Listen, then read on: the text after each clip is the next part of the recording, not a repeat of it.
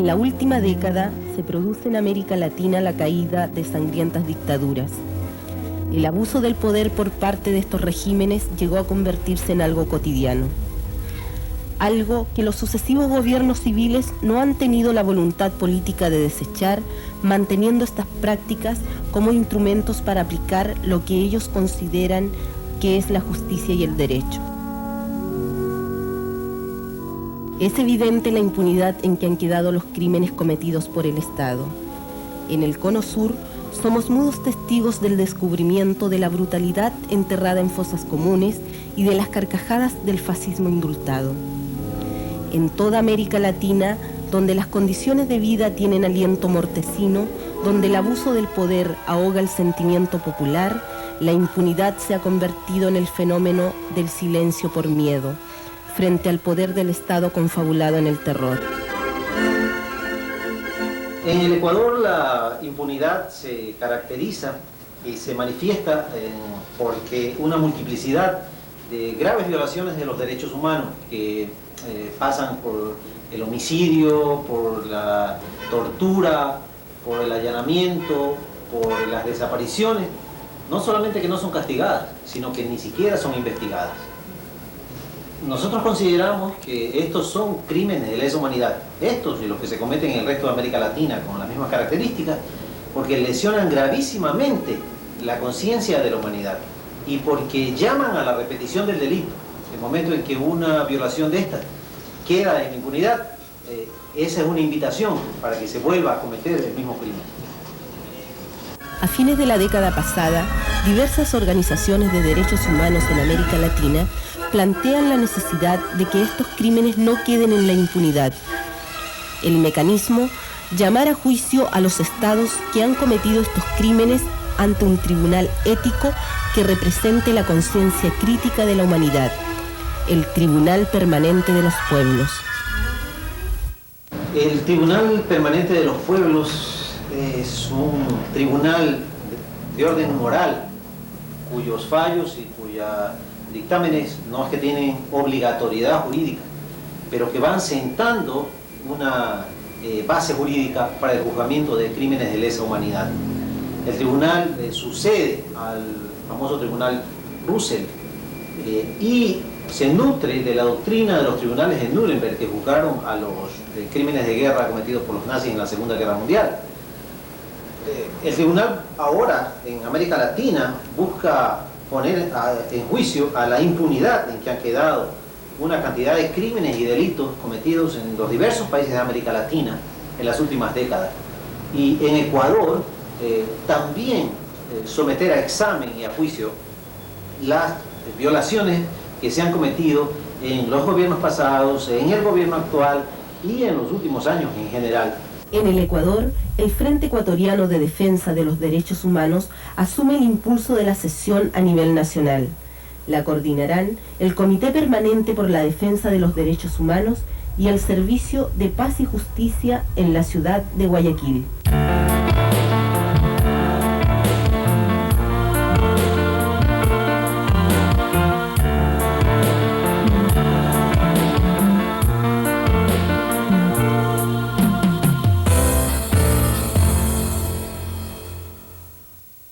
En la provincia de Los Ríos existen poderosos terratenientes. Es también el lugar donde proliferan bandas de civiles armados cuyo principal fin es proteger sus intereses, produciendo el terror y la muerte en el campo. Yo estaba cocinando cuando había pasado Querito, el trupe, y mi hijo estaba rozando la baja. Cuando oí unos tiros, pero no me imaginaba. Cuando ya al último entonces estaba, que le disparó y lo habían tirado hacia la zanja. Y vino el otro hombre ese y también le desbarató la cabeza, no le dejó nada de cara a mí. Con estas son 23 las muertes causadas por Pedro Homero Cedeño Bajaña, según propias declaraciones rendidas ante el SIC luego de ser capturado junto a su arsenal de armas. En el 82 ocurre un primer enfrentamiento del cual surge como asesinado del hijo de Pedro Cedeño, y no denuncia esta situación, sino que jura vengarse de la familia Chávez Oveña y de la familia Robalino Villamar, aduciendo que ellos son los responsables de esta situación. Y en el 84 se produce la primera masacre de la familia Robalino Villamar. Concretamente, el 18 de abril de 1984 son asesinados 6 miembros de la familia Robalino Villamar. El 4 de agosto del 85 son asesinados otras 6 personas, 2 de la familia Robalino Villamar, el padre y un hijo, y 4 trabajadores que les acompañaban en ese momento. La corrupción en la administración de justicia tiene su máxima expresión en mayo de 1990, cuando el juez segundo de lo penal de Los Ríos dispone la libertad de Pedro Cedeño y las acciones de la banda continúan. Sí, de noche, dice mi esposo que eran las 12 de la noche cuando él estaba realizando un trabajo. Entonces dice que cuando pudo apreciar el trooper de estos señores. Entonces dice que como encontrarse un poco distanciado del lado del carretero, entonces cree él que por esa suerte pudo salvarse. Él, en poder de él, pudo recoger rápido 24 proyectiles. Estos son los proyectiles que él ha podido recoger.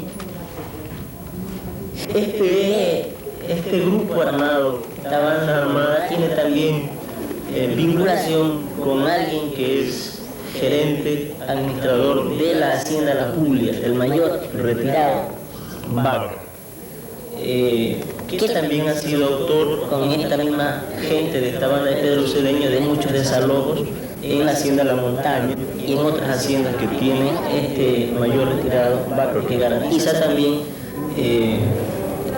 la situación de los terratenientes en la provincia. El temor, la presión y el dinero son los elementos que han permitido que los crímenes cometidos por esta banda armada queden en la más absoluta impunidad.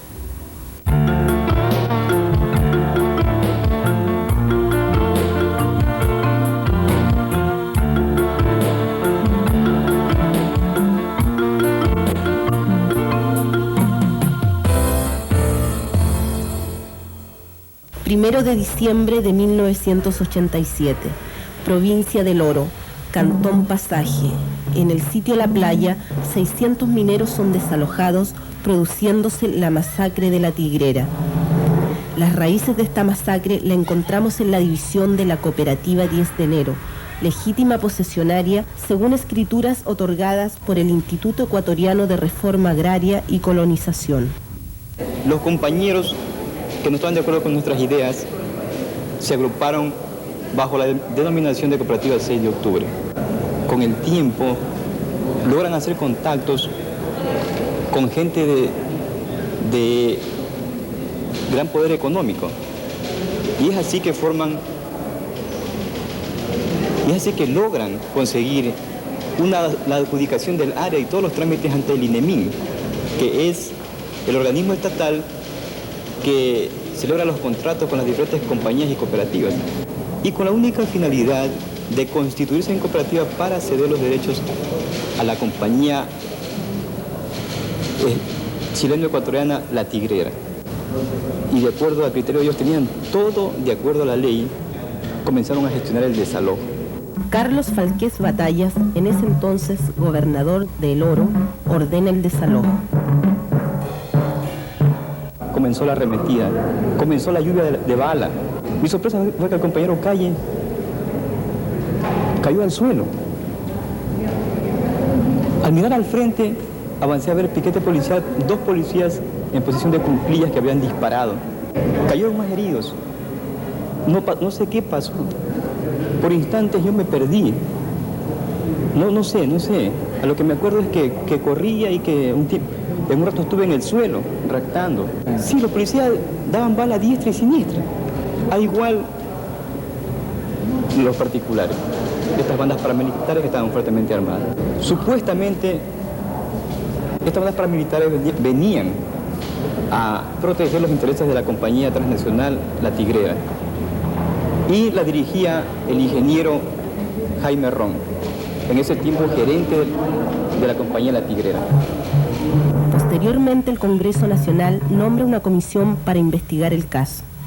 En su informe señala como responsables al gerente general del Instituto Ecuatoriano de Minería, al gobernador de El Oro, Carlos Falqués, actual diputado, al intendente de policía, Jofre Garcés, y a los miembros de las bandas paramilitares, entre otros. Hasta la fecha, ningún juicio ha podido iniciarse.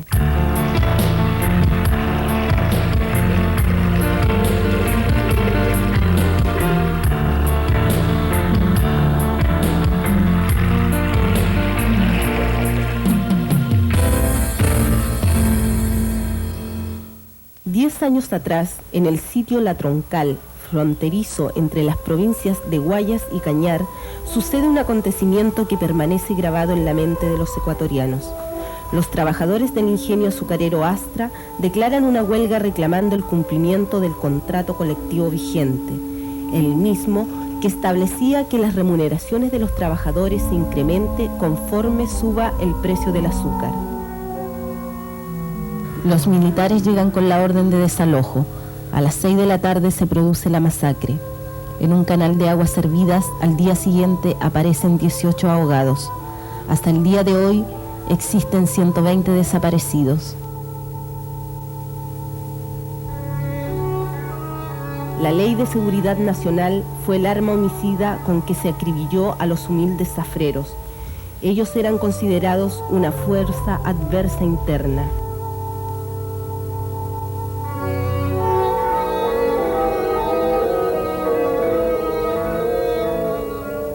La Ley de Seguridad Nacional se promulga el 10 de diciembre de 1964 durante la Junta Militar de Gobierno y aún hoy continúa vigente. Esta ley, esencia y parte de la doctrina de seguridad nacional, busca conformar una sociedad que ahogue las más elementales libertades individuales y sociales contenidas en las garantías constitucionales como la práctica efectiva de los derechos humanos. Desarrolla un sistema represivo en concordancia con un concepto de guerra total o de guerra permanente que instituye la presencia de factores adversos internos y externos, artículo 2 de la Ley de Seguridad Nacional, los que deben ser contrarrestados por medio de previsiones y acciones políticas, económicas, sociales y militares. Una democracia restringida por una ley de seguridad nacional heredada de la dictadura militar, donde el bien principal es el Estado y lo que le pase a quien es considerado factor adverso no es importante, mientras el Estado siga y se mantenga. Un Estado que mantiene al pueblo en condiciones de vida deplorable. 620.000 niños padecen desnutrición crónica.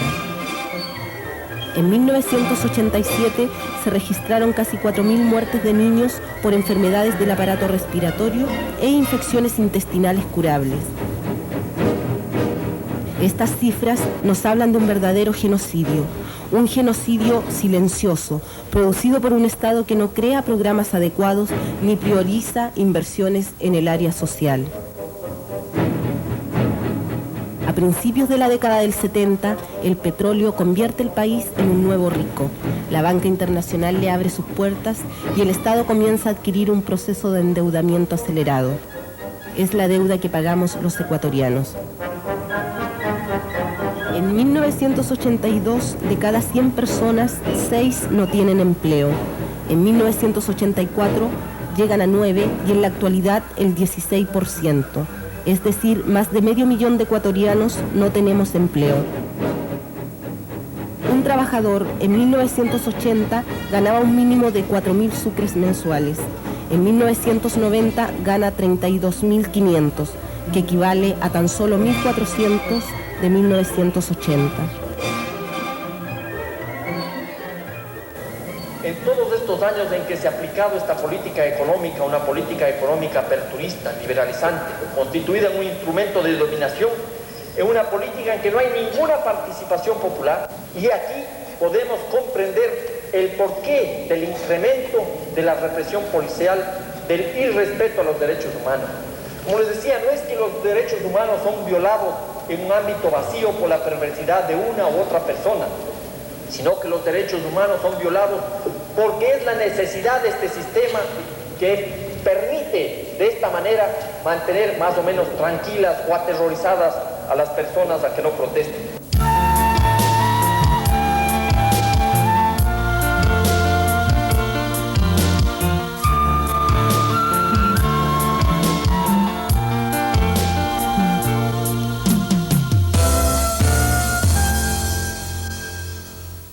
Una víctima de esta situación es Consuelo Benavides Ceballos.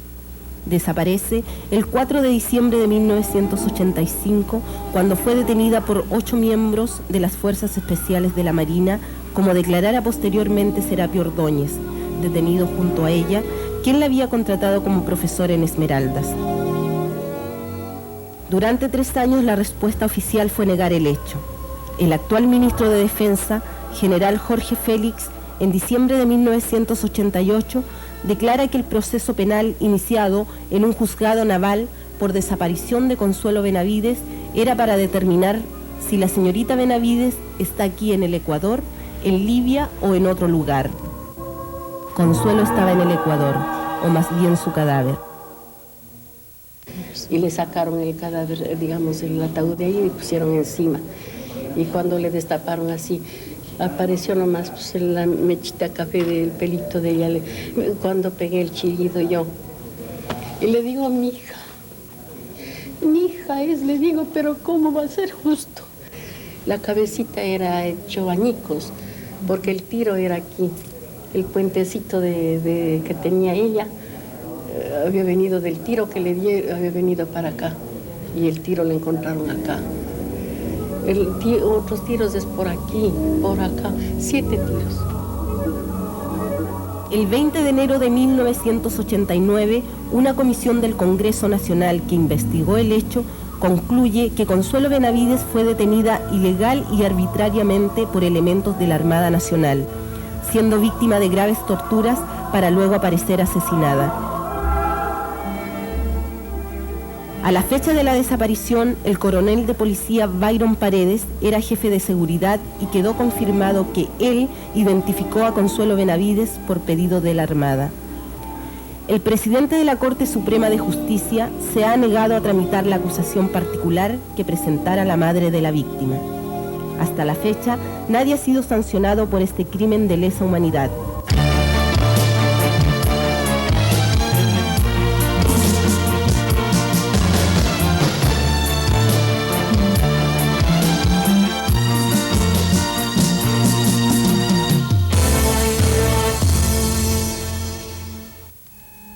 Los máximos dirigentes del grupo Alfaro Vive Carajo eran para el Estado factores adversos internos que había que eliminar, como nos relata doña Beatriz de Jarrín, madre de Arturo Jarrín, máximo dirigente de la entonces organización político-militar. Él tenía que salir del país, entonces salió en septiembre, se fue a Panamá. En Panamá el 24 de octubre le detuvo la CIA. Entonces les llevan a la zona del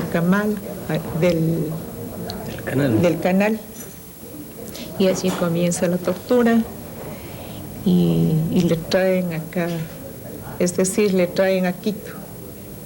En Quito le entregaron a las autoridades, pero le entregaron, claro, estropeado por la tortura, ¿no?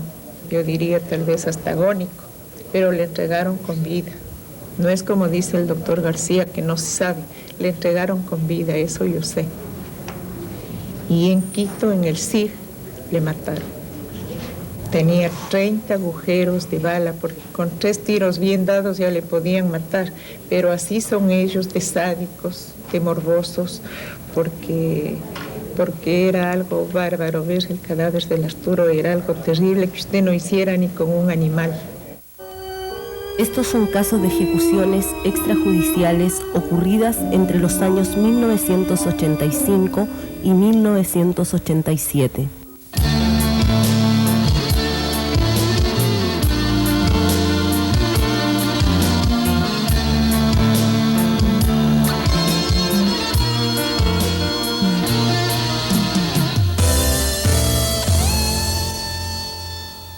Pero los aparatos represivos no son usados solo contra quienes el sistema considera factores adversos internos.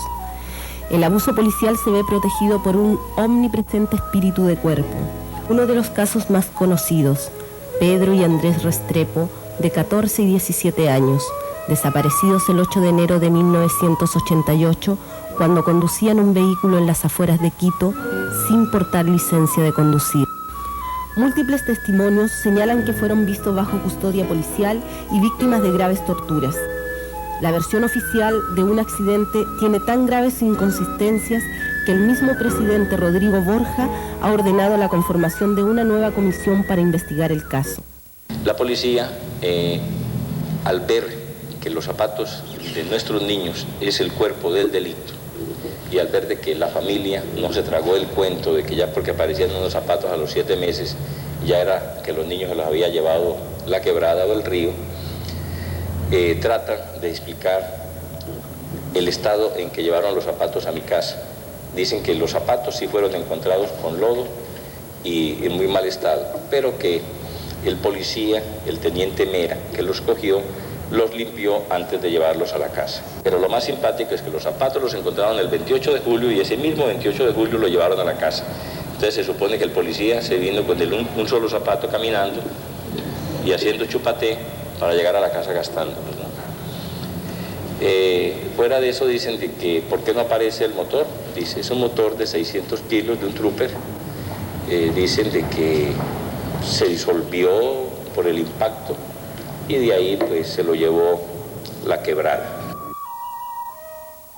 Otro caso menos conocido, pero no menos importante, es el de Manuel García Franco, cuidador de carros, quien el 8 de abril de 1988 fue detenido por miembros de la Marina, acusado del robo de un vehículo. El capitán de navío Fausto Fabián López Villegas, quien realizó la detención, señala en declaración al Servicio de Investigación Criminal del Guayas. Efectivamente, la noche del 9 de abril de 1988 realicé la detención del guardián de vehículos que cuidaba frente a la iglesia Santa Gema, de nombres Manuel García Franco y de otro joven, a quienes luego de averiguarles ciertos datos sobre la pérdida de mi vehículo y al comprobar que no tenían participación en el delito, les di la libertad. Pero Manuel García hasta hoy no aparece.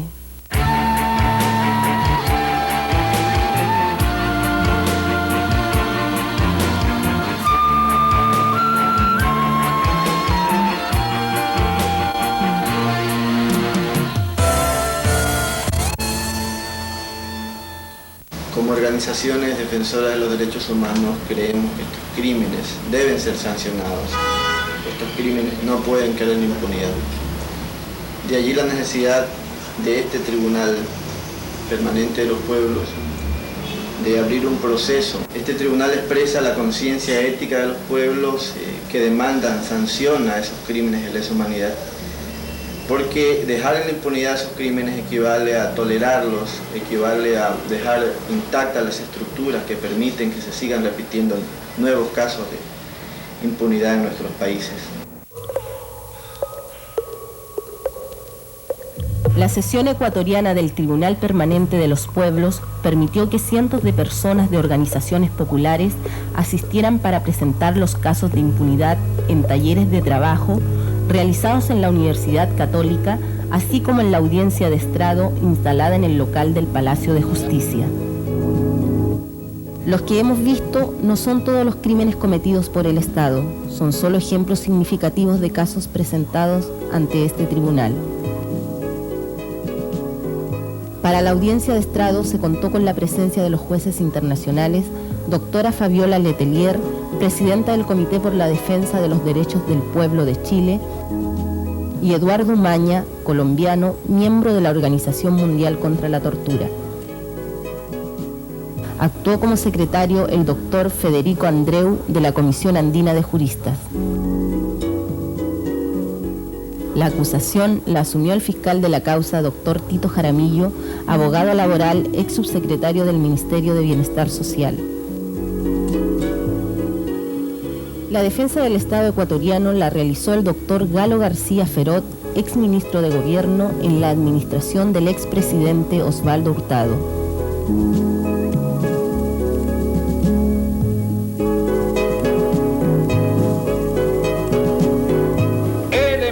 comenzar proponiendo una tesis.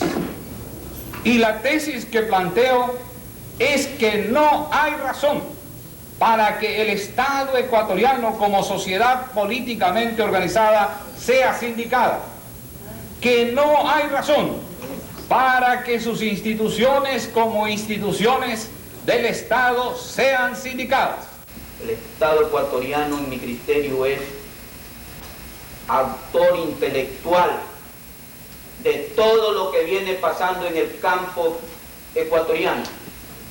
En unos casos por acción directa y en otros casos por omisión. No puede pensarse que exista un constante sistema de complicidad por parte del Estado y sus instituciones. Esa es también una incriminación. El decirlo constituye también una incriminación que va contra otro derecho humano, el derecho humano al honor. Bien entendido que el honor y el buen nombre también son derechos humanos y que también tienen derechos humanos, por lo tanto, las personas que trabajan a nombre del Estado y deben responsabilizarse de las cuestiones que a ellos conciernen. De que continúe el siguiente testigo, por favor. La hermana Exi Monge. Hermana, usted el día de ayer, ¿qué comisión presidió en el evento que se realizó en la Universidad Católica de Guayaquil? A mí me tocó presidir la comisión que trató de la violación al derecho a la vida y a la integridad física. Si en el transcurso de las denuncias y el examen que hicieron de esas denuncias encontraron algún mecanismo que interviene el Estado directamente para lograr la impunidad de los que han cometido una serie de delitos. Además del ocultamiento de la información, como también fue evidente en el caso de Consuelo Benavides y de los desaparecidos, siempre niegan. Esto parece que al negar un hecho no existe. Esa es la actitud, no existe. ¿Y los familiares van a poder, o la opinión pública van a poder quedarse satisfechos diciendo que no existe, cuando su familiar, ¿dónde está? El gobernante es un dispensador de seguridad, que en la ejecución de las medidas de seguridad incurra en error y se corran riesgos objetivos. Es posible que en la ejecución de la medida se incurran en situaciones inadecuadas. No se puede decir que el Estado actúa en casos similares para rebatir la represión y además la delincuencia. Es una estructura propia del Estado como organismo represivo. Los cuerpos paramilitares, las oficinas de investigaciones, donde el sinónimo de investigación es tortura. Consecuencia, señores miembros del tribunal, solicito que se llame al Estado ecuatoriano a juicio por la impunidad en la serie de los casos que se han sido entregados a ustedes. Si en un momento determinado considera usted que se justifica acciones de facto por parte del aparato de Estado como respuesta a las acciones de facto por parte de estructuras extrainstitucionales. Cuando nosotros decimos que hay cosas que pueden explicar cierto tipo de excesos, es porque resulta muy difícil en el momento de la ejecución de las órdenes tener el control absoluto de todos los medios, porque bien pudiera acontecer que se produzca un hecho donde el cual sea necesario contestar agresivamente, es decir, contestar el ataque. La sociedad políticamente organizada a la cual llamamos Ecuador, considero que no está en la situación de ser incriminada en este caso y que constituye una afrenta que la afecta moralmente a la sociedad ecuatoriana por el solo hecho de la incriminación. A continuación, la doctora Fabiola Letelier, a nombre de los jueces, va a leer el respectivo fallo. El tribunal considera que los elementos reunidos son ampliamente suficientes para considerar que el Estado ecuatoriano no cumple con el deber político de asegurar el respeto y efectividad de normas universales esenciales en toda sociedad democrática. El tribunal estima que el Estado ecuatoriano debe ser llamado a juicio dentro del proceso a la impunidad y crímenes de lesa humanidad de 30 de Opinión dada en la ciudad de Guayaquil, Ecuador, el 4 de agosto de 1990, firmado por el doctor Eduardo Umaña Mendoza y Fabiola Letelier. Las resoluciones de este tribunal son de carácter moral y se constituyen en un instrumento de lucha para los pueblos. El silencio es la antesala de la impunidad y nosotros tenemos, señores, que reclamar, porque si nosotros no reclamamos, nos van a seguir pisoteando. Alguien dijo de que si Jesucristo volviera a la tierra, no lo crucificarían, sino que lo desaparecerían. Pero sobre todo cuando esa desaparición es hecha por el Estado, es todavía más grave, porque se supone que el Estado es el que cuida de tu vida y cuida de tus bienes y cuida de tu familia, ¿no? Pero tú tienes que acudir a donde ese Estado para que resuelva. O sea, el sindicado, en este caso el bandido, si se quiere, el que está cometiendo el crimen es el Estado. Pedimos, clamamos la sanción a los torturadores, la sanción a los culpables, no solo porque hemos sufrido en carne propia el dolor de lo que hicieron con nuestros hijos, sino porque es necesario sentar un precedente a que no se repitan los mismos errores, a que no se siga cometiendo. Inclusive yo sería de la idea que se le pida al doctor Borja que desarme los equipos de tortura, que ya no hayan esas poleas malditas en el sí, que no haya los tanques de agua sucia, maloliente, con natas verdes, a donde les sumergen a los detenidos al tal submarino que llaman, les ahogan, que se acaben las fundas de gas. Es decir, todo lo que es tortura debe desaparecer, porque en un gobierno democrático no debe haber esto.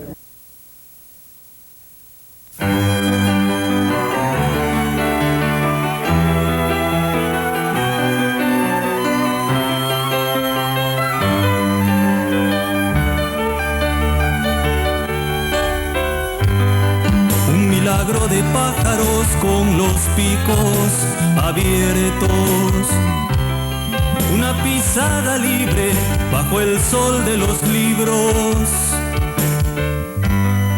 una voz que nos cante la canción de la lluvia, un cometa que pase con su rabo de espuma, una piedra encontrada como Dios sin heridas, una bella palabra como oro difunto. Esta tierra que amamos como esposa querida, una mina que tenga el sabor del futuro.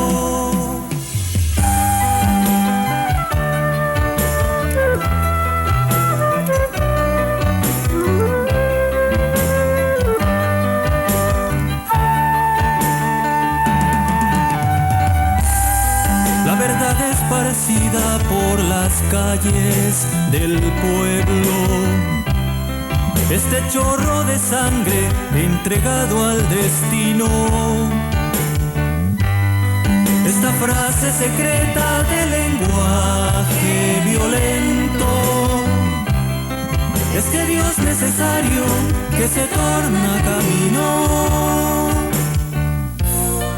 No era nuestra la hora de la arteria impedida,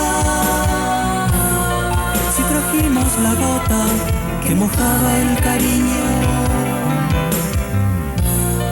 ¿Dónde están los pedazos de mi cuerpo de niño? ¿Dónde están las historias que nos debe la vida?